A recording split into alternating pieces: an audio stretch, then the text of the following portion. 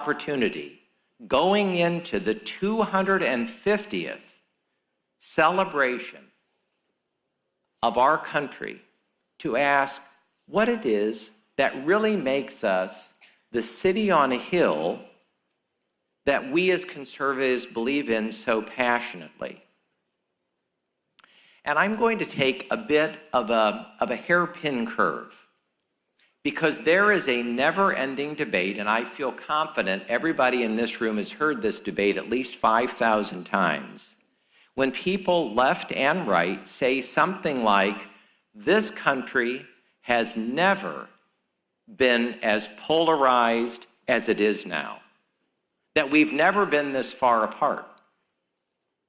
And I'm here to raise my right hand and to tell you that that is false.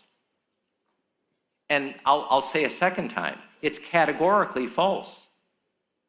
And we as conservatives must never make that leap that somehow feeds into that bonfire of vanities. It's simply not the case. You know, our second president, John Adams, famously said, facts are stubborn things. So let's take a look at the facts as we think about the 250th celebration of our country.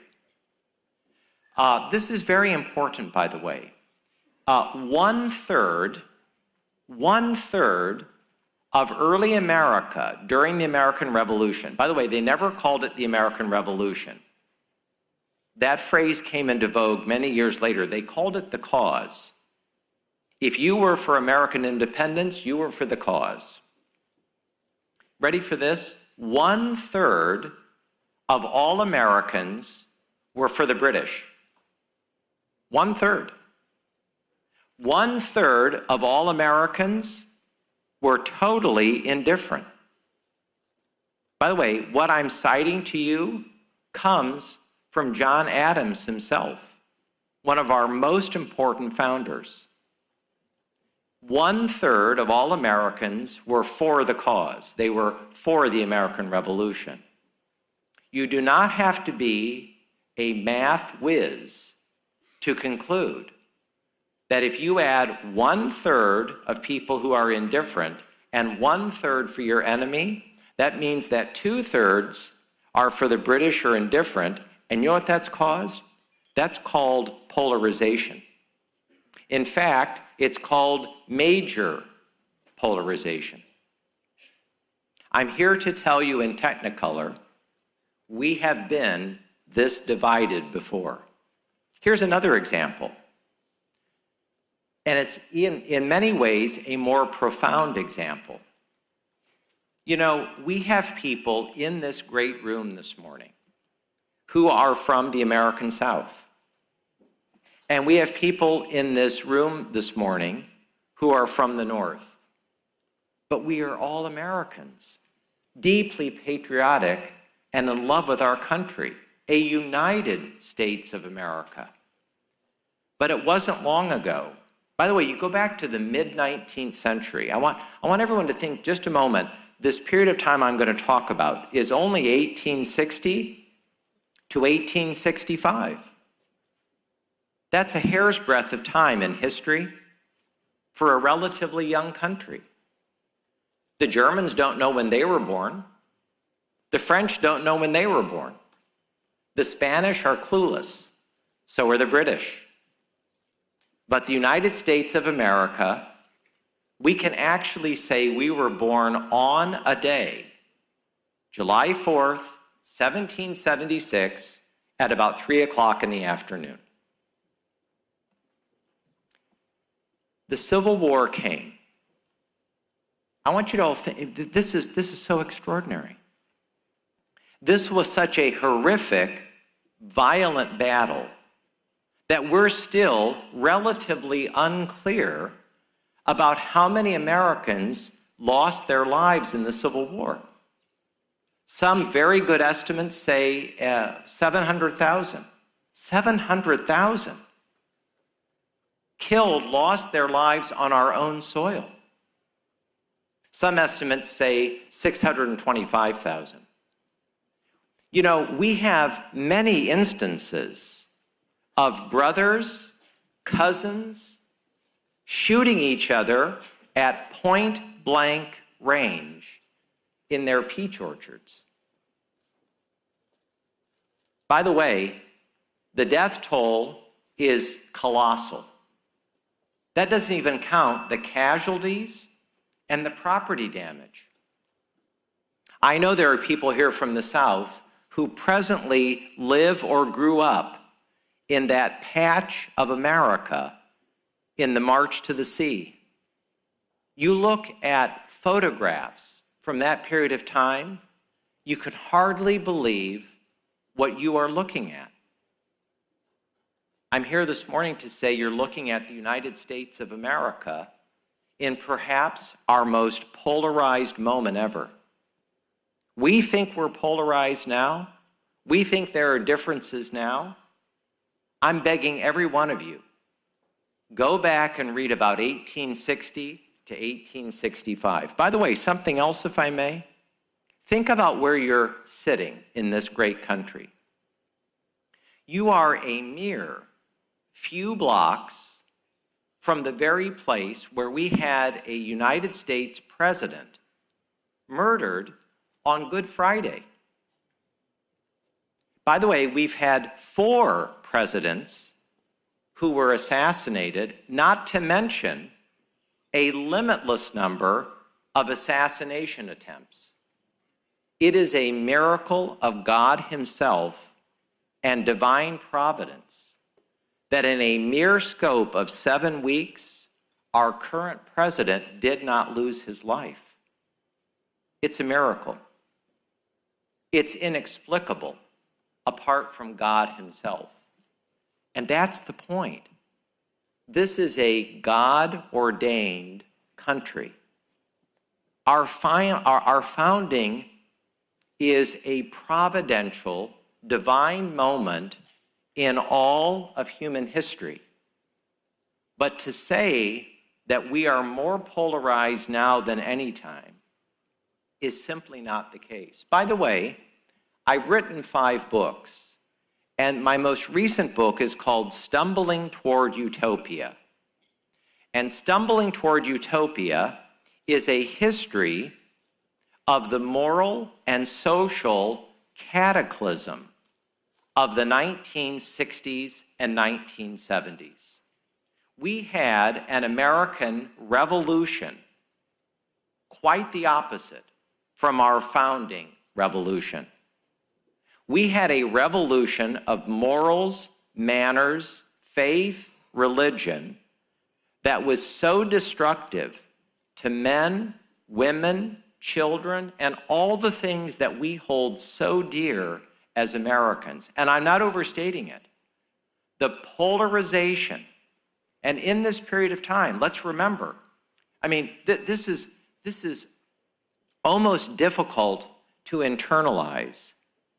Americans were in shock after the loss of 60,000 Americans, including my uncle, whose name is on the Vietnam Wall just a few blocks from here. 60,000 Americans lost their lives in Vietnam, and then a few years later, after a U.S. president was victorious by historic numbers, walks onto the South Lawn of the White House after he has resigned the presidency, the first and only president in our country to resign his office, to get onto Marine One on the South Lawn of the White House, and he flew away.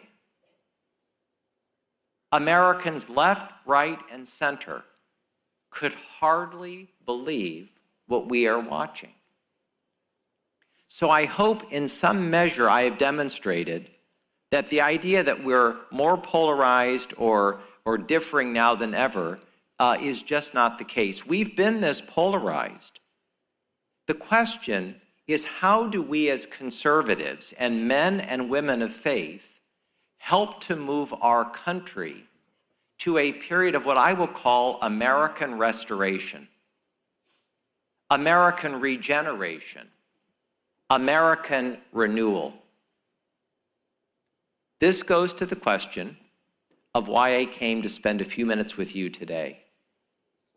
Because if you forget everything that I have said in our time together, I hope you will remember this, that the secret of American exceptionalism, the thing that makes us great, yes, it's the Constitution, yes, it's the Declaration, and I really mean that, but the thing that keeps us as an exceptional nation is that our founding fathers and mothers, who disagreed on the biggest things possible, I mean, they disagreed on the biggest things possible. Some of our founders wanted no standing army. They wanted state-by-state militias forever. Other founders, they wanted an army, a military, and a national one. Many of our founders wanted a state-by-state currency. Other of our founders wanted a national monetary system. Some of our founders wanted state banks only. Other founders, a national bank and a national currency, not to mention foreign and security policy. So our founders, as great as that generation was, and they were great, they disagreed about big things. But I want to share with you the thing they did not disagree about. And this is a big statement. Every single one of our founding fathers and mothers believed that if you want to preserve liberty and freedom across centuries, that you had to bake into the model of a new nation the flourishing and the nourishing of virtue. Virtue, they believed, was the other side of freedom. Virtue was the preserver of freedom. It was the preserver of liberty. Virtue is a fancy word for moral excellence. And now let me say it as straight up as I can. The secret of American exceptionalism is fostering moral greatness in the citizens and in the leaders. And our founding generation asked themselves time and time again, in the American experience, what will be the generator of moral excellence? And they all agreed that it was the ability to allow the Judaic Christian tradition to flourish, to keep government as restricted and as limited as possible. They didn't want a national church. They did not want a national religion. Praise God for that. But they wanted to make sure that there was a huge swath in our laws and in our culture for the church, religion, faith, conscience to flourish. And they achieved it. You know, don't take my word for it. Go back and look at the writings, the speeches, the diary entries, and the exchanges that we have in American history between all of the great founders. And by the way, it was such an exceptional insight and true that all of the way through American history, up to and including 2025, the American devotion to moral excellence in the citizens and in the leaders is now indisputable. By the way, we would never is a dangerous word, but I'm going to use it. We never would have had the abolition of the slave trades were it not for religion and faith, the role of the church and temple. It would not have happened. By the way, look at the numbers. On the day that America was founded, in those 13 colonies, there were 1.5 million free people, but there were 500,000 enslaved. 500,000. And of course, there was a huge citizenry on the North American continent for 150 years before the Declaration and the Constitution. But what is it that actually brought about not just the abolition of the slave trade, but the 13th, 14th, and 15th Amendments? This is a promise to you. It is indisputable that without the role of religion and faith and the church in this country, slavery never would have been abolished. Let me use another example. The ability of women to vote. It is indisputable. There's actually zero debate about what was the engine behind the ability of women and others as we expand the circle to vote. It was undeniably the power and the role of faith and religion as a moral good. The pro-life movement. We are making, this is such a historic time. We are living, you are living in a front seat of history. This is incredible. Every single year that I came in the summer months to speak to Young America's Foundation, and by the way, I keep getting older and you all keep staying the same age. Every year that I would come to this gathering, I would say that in our lifetimes, we are going to be seeing the overturning of Roe against Wade. And almost every year, I would have a number of students come up to me and they would say, Mr. Goeglein, we love your optimism, but we don't understand how Roe against Wade, which has been responsible, and I know you're all sitting down, this is a real number, has been responsible for, 65 million abortions since 1973. We don't understand how this optimism of yours is going to happen. And I kept saying, because there is in the pro-life movement a categorical commitment to the moral excellence of every human being, born and unborn. That in the American experience, we have this incredible, and I would say even remarkable track record, that it takes us a while, but eventually we expand the circle. And as a result, the innocent preborn were able to celebrate the day of the Dobbs decision. It is one of the most historic decisions in the history of the United States. It is the equal of Dred Scott. Yes, we can applaud for that.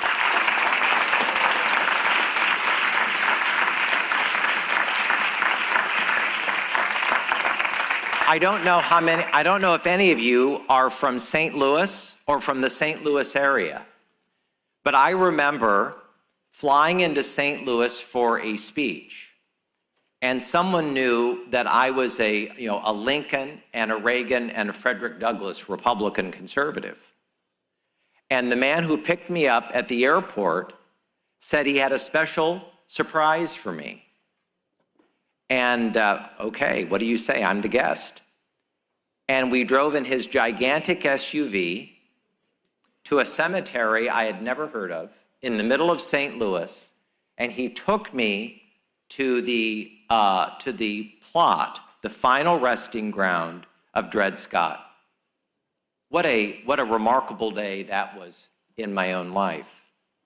And I later learned that William Tecumseh Sherman, one of the great generals of the Union Army, is buried in the exact same cemetery within a stone's throw from Dred Scott. It's a young country. Not to lose the point, the most important civil rights and social movements in our country have been powered because of this kind of American exceptionalism. If you read the incredible biographies of Martin Luther King Jr., The thing that is unmissable in his life and in the lives of the great civil rights figures in American history, men and women, as different as they are, they have in common a religious and a faith-based commitment to expanding the circle that I'm speaking about. And by the way, we're counting on your generation because we have a country, a culture, and a civilization to save. And I feel very confident, God bless you, and I feel very confident that in a room like this, I am already speaking about the cultural and the political and the public policy shapers of the next generation. We need you more than ever in the public square, in the American experience. Faith and public life go together. They are not opposed. We need the nourishment and the spiritual electricity and vitality on Capitol Hill, in the state houses, in the media, in the courts, in all three branches of our government, but also in engineering, in economics, in the universities, in all of the schools. It's very important because it is part of our DNA and it is in our birthright. At the experience and the exception of being Solomonic, I'm going to answer or duck a few questions in just a moment, but I want and pray for all of us to think about the commitment going into July of 2026, and I hope you'll all come back to Washington, to be part of this celebration, that as we head into America 250, that we will never, ever forget that God shed his grace upon this country, and that it's not a form of bad manners, it's a form of good manners, to be able to be grateful and to be thankful for the divine inspiration that gave to us what Abraham Lincoln called this country, the last best hope of earth. And the wonderful thing about being formally associated with the Young America's Foundation is that Ronald Reagan, the great Ronald Reagan, was completely a peer of our founding generation. So God bless the Young America's Foundation, God bless all of you, and above all, God bless the United States of America. Thank you. All right, we now have time for questions. Please say your name, where you're from, and your brief question. Hi, my name is Annalise. I go to Golden West College. Wonderful. And where is that? It's in Huntington Beach, California. Huntington Beach. Great. Terrific. Woo! I was just in Santa Barbara at the Ronald Reagan Ranch. How cool. I consider that to be sacred ground. Hi, Tim. Given your knowledge on faith, what is your thoughts on religious secularism, and do you think America is headed towards a direction of a specific religion, or do you think secularism is more widespread? I think that the aggressive secularism that we have been experiencing in this country since the dawn of the sexual revolution in the 1960s is largely a spent force. And I think it is fair to say that if there is one thing, that the elites of our country are completely missing, they are missing that, in my view, that we are heading toward another great awakening. I believe we are already seeing a number of seeds that have been planted all around the country, and I'm speaking broadly, but these are spiritual seeds that are germinating and will be germinating in ways that I think are untold. And I'll give you a couple of examples, if I may. I remember going into a meeting in the United States Senate, where I worked for a decade, and this meeting, I can tell you, was in 1993. And I was going into a meeting with a group of senators, and the man coming to speak to them was going to speak to them about homeschooling. And several of the senators asked me, what is homeschooling? You know, we've never heard of this. And I said, it's students who are schooled at home. And oh, how clever, how interesting. You know, what a unique thing. And I remember doing a little bit of research. It was difficult in 1993 to get the numbers. But I think we had, in 1993, about 80,000 homeschooled students, right? Now, we have a country of about 350 million souls, all right? Today, are you ready for this? This is really extraordinary. Today, we have about 5 million homeschooled students, and it's a straight line up. And if you wrap into that number school vouchers, charter schools, school choice, and a flourishing private, both secular or sectarian, non-sectarian group of schools, it's through the roof. And although we are experiencing record, marriage and fertility low numbers, we still have millions of young people, and increasingly their parents are voting with their feet, and they're choosing the kind of exciting new models of education just ahead. So I think we are, and I think strongly, I believe we are heading through a very strong awakening and restoration for our country. It's very exciting. Thank you, Tim. Thank you. Hi, my name is Lydia Hernandez from Long Beach City College. I had a quick question. Good morning. Good morning. What are the specific underlying concepts of Judeo-Christian values? I've noticed that aside from the commonalities derived from the Torah, that Christianity and Judaism, they differ in many ways. Yes, they do. I call it the Judaic Christian tradition because you're right. There are substantial differences, and of course that goes without saying. But one of the things that is so important, and there are many ways to answer your question, is that very early in this country, people of Jewish ethnicity knew and sensed that this beacon of freedom was going to be very friendly to Judaism. And I can't wait to share this with you. One of the oldest temple communities in our country, in Rhode Island, actually wrote a letter to George Washington.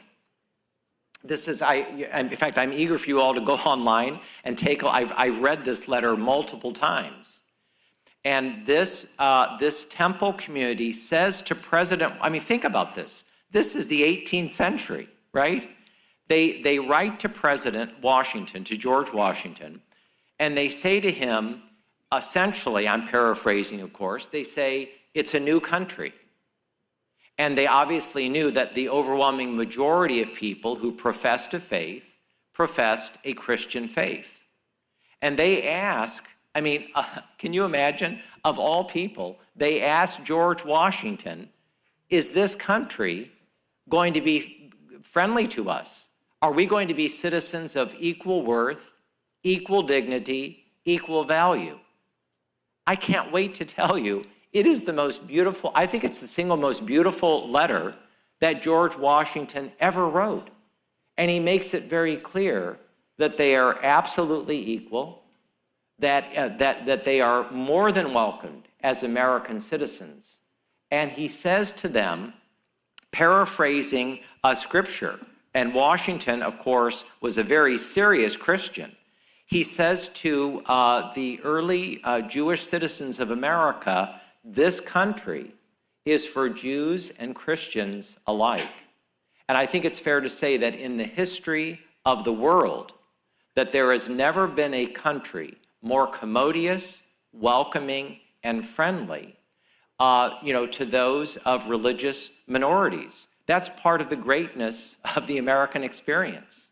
And so while we have theological differences, we understand that you can be equal as great citizens. And that's why the great Thomas Jefferson used those immortal words in the Declaration of Independence, and why when James Madison, as the principal author of the Constitution, he codified those same words and the same belief in the greatest single document in human history, short of the Holy Bible, and that is the United States Constitution. Thank you. Thank you.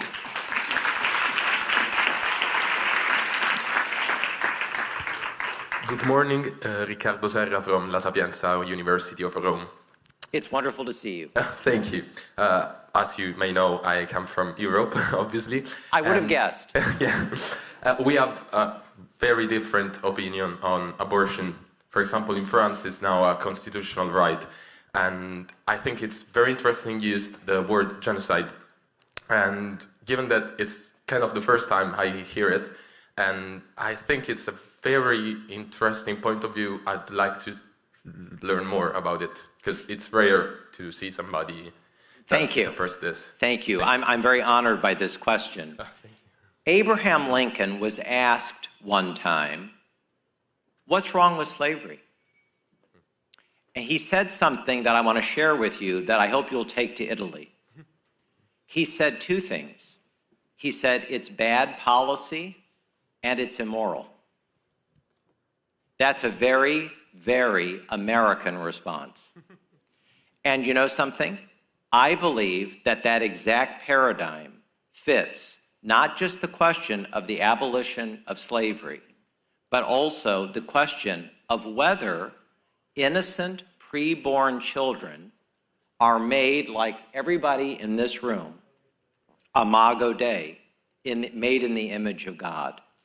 And I believe very strongly and passionately, that every innocent preborn child should be welcomed into the world and protected by the law.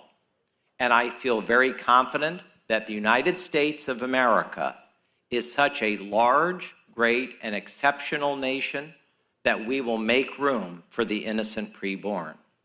And my deep, deep prayer is that not just the Italians, but across that extraordinary European continent, my prayer, and a deep prayer, is that you would all come to rediscover the greatness of human life, the innocent preborn, and that everybody counts.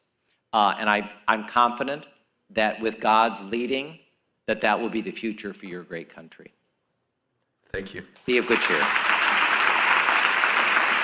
This is the last question. We have really quick timing, so. Thank you for your speech. My name is Raider Myrie. I'm from the University of Alabama, Roll Tide. My question here is, so you've drawn important parallels between today's division and moments with stuff from the 60s and 70s and how culture in that time decayed. Yes. But many of the challenges that we face today are different. They're not just cultural, but they're inter-institutions. We're facing like corporate capture, bureaucratic overreach, and digital censorship. So how do we, as students and burgeoning activists, fight against these threats when they're not just moral, but entire systems? That's an exceptional question. We only have 1 minute. You bet. And I promise I'll do it in under a minute. George Orwell said that the first duty of an intelligent person is to restate the obvious. So my view is that you have a generational call back to the Constitution, back to the Declaration, to restate the obvious and to go tell a new generation. Because we are suffering from both a historic and a cultural illiteracy. And my view is that part of the restoration, of which I am so hopeful, is that we have to go tell a new generation the ancient, timeless, unchanging truths. And when we do that, when we speak truth to power, we will watch these artificial walls come tumbling down, because it's ultimately, as conservatives, not about building walls, but about building bridges. And I feel very confident that we are in a new generation that is very open and very in sync and simpatico with the kind of goals that you are articulating. We have a lot of work to do, and we have a lot to work from the Roll Tide. So we'll just keep doing that. And I feel confident, not in 100 years, but in a much shorter time span, that we will move toward the vision that you were speaking about. Thank you so much. Thank you.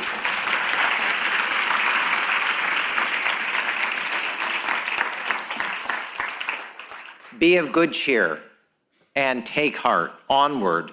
The best days for the United States of America are just ahead. Thank you so much, and God bless.